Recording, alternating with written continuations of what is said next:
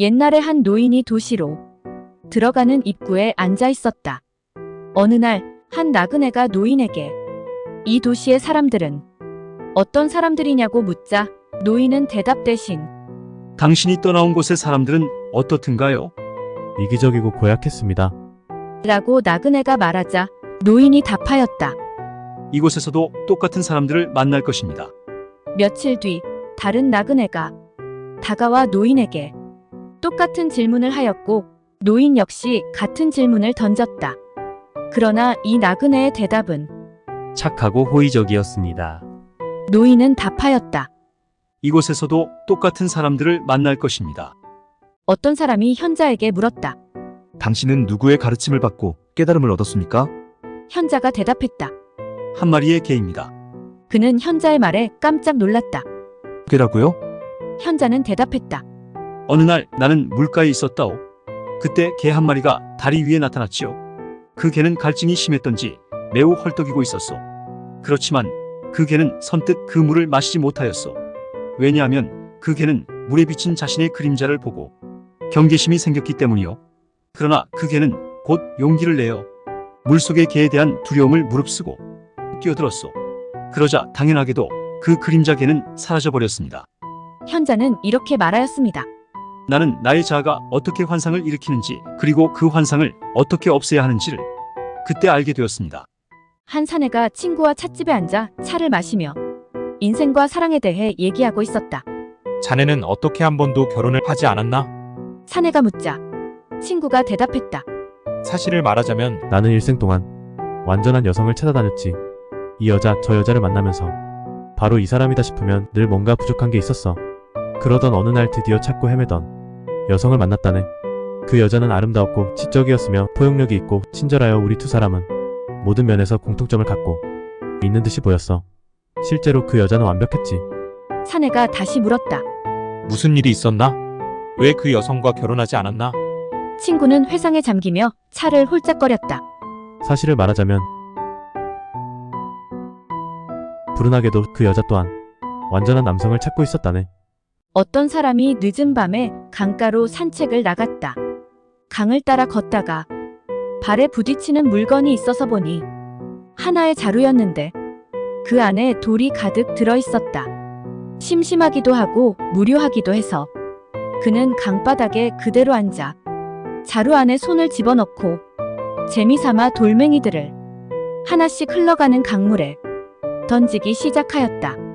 그렇게 한참 동안 돌을 하나씩 꺼내어 무심코 강에 던지다 보니 어느덧 자루에는 마지막 돌이 하나만 남게 되었고 마지막 돌을 강에 던지려고 하는 찰나에 먼동이 트는 새벽빛에 그 돌을 비추어 보니 그것은 돌이 아니라 보석이었다. 그는 깜짝 놀라 크게 후회했지만 이미 흐르는 깊은 강물에 던져버린 보석은 어쩔 수가 없었다. 성경에는 하나님이 세상을 창조하였을 때 아담으로 하여금 만물에 이름을 붙이도록 했다고 한다. 사자를 데리고 와서 아담에게 물었다. 이 동물에게 어떤 이름을 붙이겠는가? 또 코끼리를 데리고 와서 물었다. 그래서 아담은 모든 것들에 이름을 붙였고 그 이후로 사람들은 만물에 이름을 붙였다. 그대가 가지고 있는 모든 지식은 표기된 것이다. 이름 붙여진 것에 지나지 않는다. 만일 그대가 누군가에게 이 꽃을 압니까? 라고 묻는다면 그는 말할 것이다. 네, 알고 말고요. 그 꽃은 장미입니다. 단지 그것은 이름일 뿐이다. 그대는 그 밖에 무엇을 알고 있는가? 장미라는 이름을 안다는 것만으로 장미를 진정 안다고 말할 수 있겠는가? 신이라는 말을 아는 것으로서 그대가 신을 아는 것인가? 사랑이라는 단어를 아는 것으로서 그대가 진정 사랑을 아는 것인가? 한 선사가 겨울 여행 중 한 절에서 묻게 되었는데 그 절 주지가 반찬도 없이 찬밥 한 덩어리를 차려주고 그 추운 겨울인데도 꽁꽁 언방으로 안내했다. 방에 들어가 방 안을 둘러보니 한쪽 구석에 목불이 진열되어 있는 게 눈에 띄었다. 선사는 추운 방에서 목불을 쪼개 불을 피워 잠을 잤다. 아침에 주지 스님이 화를 내며 선사를 찾아가 목불을 태운 이유를 물었다. 선사는 사리를 받으려 했소. 라고 답했고 주지가 목불에서 사리가 나올 리 없다고 하자 선사는 사리가 안 나올 바에야 나무 토막이지 무슨 부처요. 라고 말했다. 이후 선사는 사람 섬길 줄 모르는데 어떻게 부처를 섬긴단 말이오? 사람이 바로 산 부처요. 라고 말했다.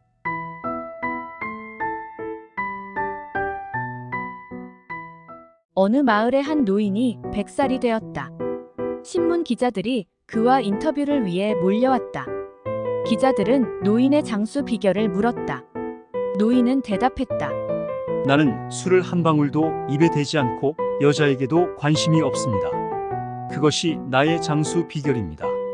그때 옆방에서 우당탕한 소리가 들려왔다. 신문 기자들이 깜짝 놀라 물었다. 무슨 일이 생긴 겁니까? 노인은 대답했다. 아마 나의 아버지일 겁니다.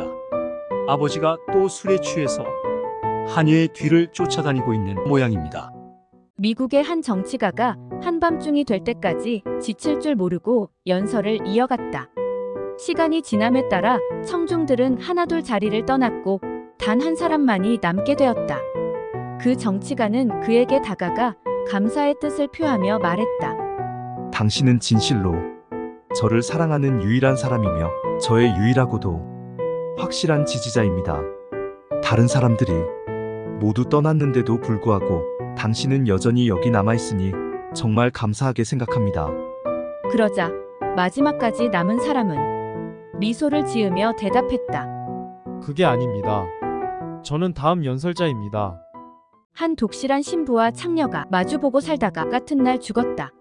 창녀는 천국으로, 신부는 지옥으로 갔다. 두 사람을 데리러 온 한 저승사자는 몹시 당황했다. 어찌된 일이지? 무슨 착오가 아닐까? 왜 신부를 지옥으로 데려가야 하지?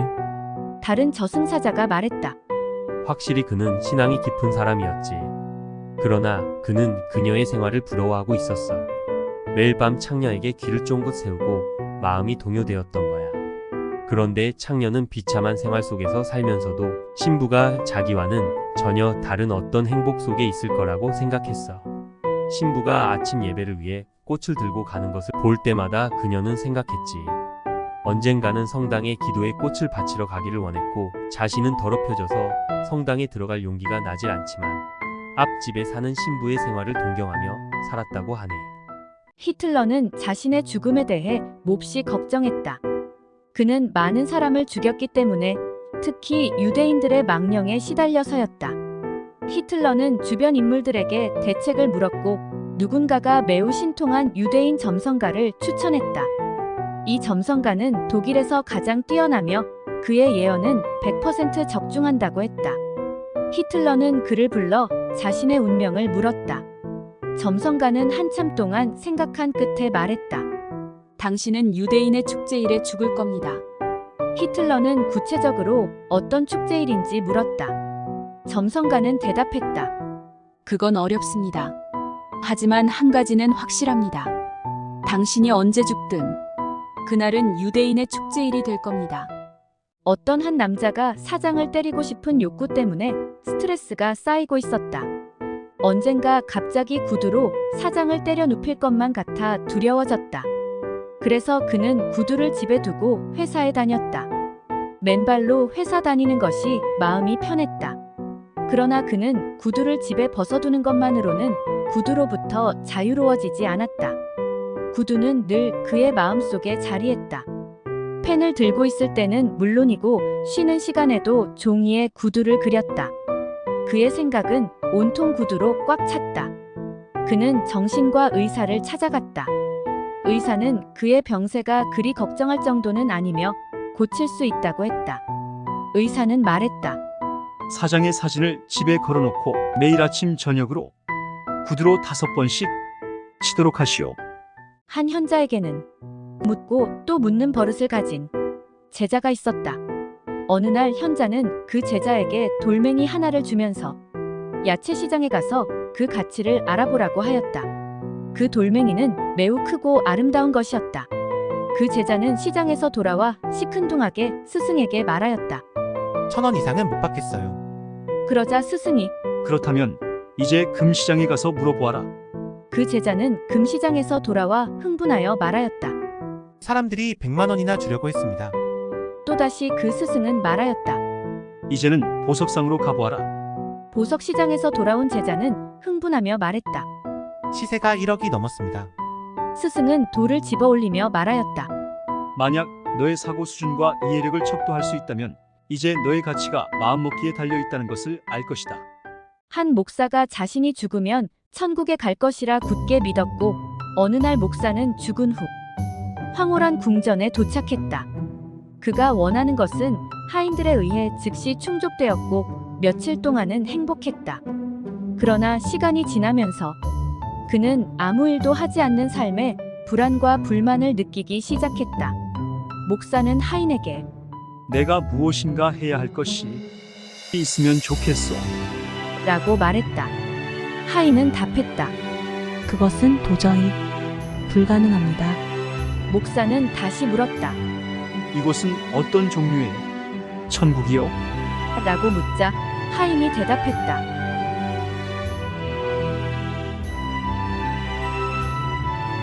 여기는 지옥입니다. 잘생기고 돈이 없는 바람둥이가 돈밖에 없는 못생긴 여자와 결혼해 친구들을 놀라게 했다. 결혼 후에도 그가 어디를 가든지 아내를 데리고 다니는 것에 친구들이 어리둥절해 하였다. 한 친구가 물었다. 돈 때문에 결혼한 것은 이해하지만 왜 항상 같이 다닙니까? 그는 대답했다. 그녀에게 작별 키스를 하는 것보다 훨씬 쉽기 때문이지. 한 어린아이가 정원에서 아빠와 함께 놀고 있었다. 아이는 커다란 바위를 들어 올리려 하고 있었다. 그 바위는 아이가 들어 올리기에는 역부족이었지만 땀을 뻘뻘 흘리며 들어 올리려 애쓰고 있었다. 아빠가 말했다. 너는 온 힘을 다 사용하고 있지 않구나. 아니에요. 저는 온 힘을 다 쓰고 있어요. 더 이상은 제가 할 수 있는 것이 없어요. 아빠가 말했다.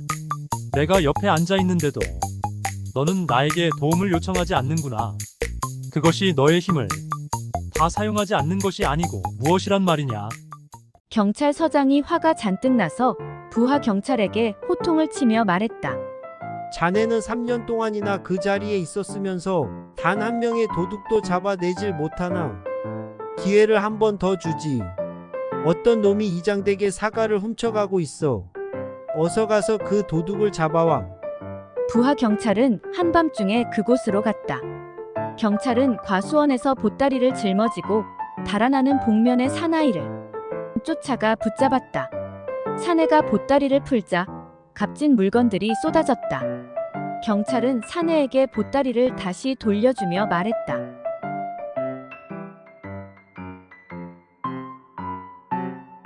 미안합니다. 제가 실수를 했군요. 이것은 사과가 아니군요. 잘 가십시오. 한 사내가 말을 사기 위해 목장에 갔다.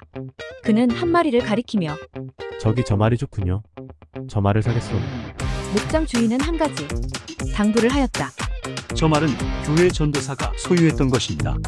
말이 달리기를 원할 때는 하나님이라 하시고 멈추기를 원할 때는 아멘이라고 하십시오. 사내는 헌타 보아도 될까요? 그는 말에 올라타서 하나님. 했더니 말은 재빨리 달려 산으로 질주했다. 사내는 계속 하나님 하나님 외쳤고 말은 빠르게 달려서 올라갔다. 그가 낭떠러지 끝에 이르러 공포에 질려 워워 하고 외쳤지만 소용이 없었다. 그는 가까스로 기억을 되살려서 아멘 이라고 외쳤고 말은 신기하게도 낭떠러지 끝에서 멈췄다. 안도의 숨을 내쉬며 사내는 말했다. 오 하나님. 어떤 사람이 애완동물 가게에 들어갔다. 그는 애완동물을 보고 주인에게 물었다. 큰 개는 얼마요? 주인이 말했다. 50만 원입니다. 그에게는 너무 비싼 금액이었다. 그래서 그는 다시 물었다. 이 강아지는 얼마나 합니까? 주인이 말했다. 100만 원입니다. 더 작은 강아지를 보고 물었다. 저 작은 강아지는 얼마요? 200만 원입니다. 그 사람은 매우 당황해하며 말하였다. 개가 작아짐에 따라 가격이 올라가는데 내가 만약 아무것도 사지 않는다면 도대체 얼마를 내야 합니까? 한 남자는 환갑 생일날이 되었다. 그는 거의 40년간 아내와 싸우며 결혼 생활을 유지하고 있었다. 그날 밤 집에 돌아온 그는 아내가 생일 선물로 2개의 아름다운 넥타이를 준비해 놓은 것을 보고 놀랐다. 그는 기대하지 않았던 선물에 매우 행복해하며 말했다. 저녁 식사는 준비하지 말아요. 잠깐 준비할 테니 시내의 가장 훌륭한 레스토랑으로 갑시다. 그는 외출 준비를 했다. 그리고 아내가 선물로 준 넥타이 중 하나를 골라 매었다. 이를 본 아내는 화난 말투로 말했다. 뭐예요? 당신은 다른 넥타이는 마음에 들지 않는다는 건가요? 다른 넥타이는 그냥 내버려둘 작정인가요? 두 승려가 절로 돌아가고 있었다. 해가 질 무렵 시냇가에서 한 처녀를 발견했다. 나이 많은 승려는 계율을 지키기 위해 눈을 감고 계율을 건넜다. 하지만 젊은 승려는 처녀에게 왜 서성이고 있습니까? 처녀는 계율 건너기 무섭습니다. 그래서 젊은 승려는 처녀를 등에 업고 계율을 건넜다. 나이 많은 승려는 이를 보고 당황하며 계속 생각을 했다. 계율을 건넌 후 젊은 승려는 처녀를 내려놓고 절로 다시 걸어갔다. 절에 도착했을 때 나이 많은 승려가 젊은 승려에게 율법을 어겼다고 꾸짖었다. 그러자 젊은 승려는 미소를 지으며 말했다. 저는 계율에서 처녀를 내려놓았는데 스님은 아직도 그 처녀를 업고 계시는군요. 어느 날 부자가 손님을 초대하여 자기 집에서 가장 좋은 방을 안내해 주었다. 그 방은 많은 가구와 전자제품들로 가득 있는 방이었다. 사람이 드나들기가 부담스러울 정도였다. 부자가 남자에게 방이 마음에 드는지 물었고 방에 없는 것이 없군요. 그냥 들어갔다 나오기만 합니다. 방이 부담스럽습니다. 부자는 혼란스러워하며 그게 무슨 뜻이죠? 무엇이 부족한가요? 최신식 TV도 있고 컴퓨터도 있고 오디오도 있어요. 없는 게 무엇이죠? 말씀만 해주시면 곧 바로 주문하겠습니다. 방에 대한 당신의 생각은 가구 명세서에 지나지 않는 것 같군요. 비움의 미학을 모르시군요. 한 나라에 현명한 신하가 있었다.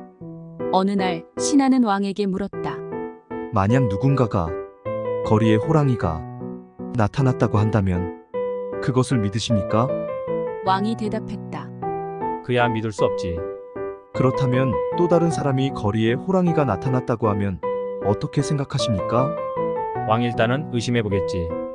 만약 또 다른 한 사람이 호랑이가 나타났다고 말한다면 어떻게 생각하시겠습니까?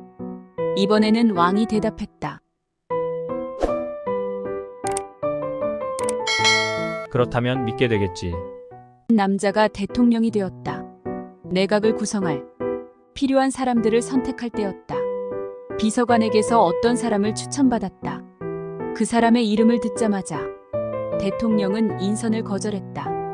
비서관이 이유를 묻자 대통령은 말했다. 나는 그 사람 얼굴이 마음에 들지 않습니다. 이건 말도 안 되는 이유였다. 그래서 비서관이 반문했다. 그 사람의 인생과 능력이 얼굴, 생김새가 책임지는 것이 아니지 않습니까? 얼굴이야 부모님이 만들어준 것이니 어쩔 수 없는 일 아닌가요? 대통령이 말했다. 아닙니다. 뱃속에서 나올 때는 부모가 만든 얼굴이지만 그 다음부터 만드는 얼굴은 자신이 만드는 것입니다. 나이가 들면 모든 사람은 자기 얼굴에 책임을 져야 합니다.